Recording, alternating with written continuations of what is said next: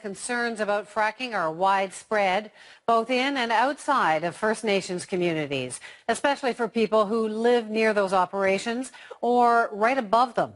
So who decides the land that can be used that way? The CBC's Chris Brown looks at that angle.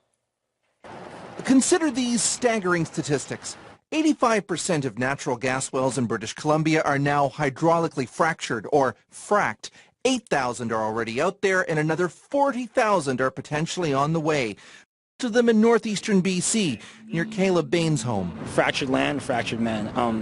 I am profoundly torn. His conflicted feelings over fracking propelled Bain to go to law school. Anybody who can throw a hatchet and sue you is a force to be reckoned with.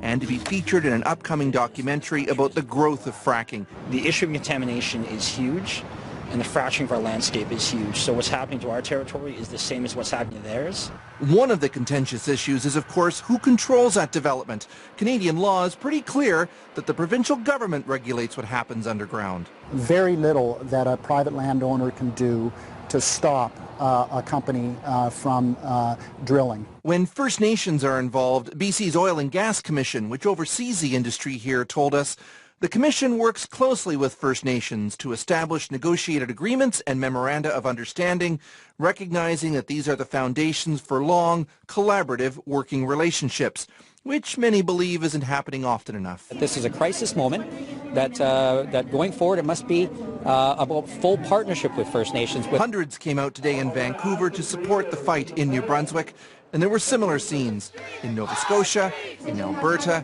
and elsewhere. And yet, in BC, there are also lots of examples of First Nations that enthusiastically support fracking. So Bain says his goal is a meaningful dialogue. United, my friends, united. On this day, though, it's also about a message of solidarity. Chris Brown, CBC News, Vancouver.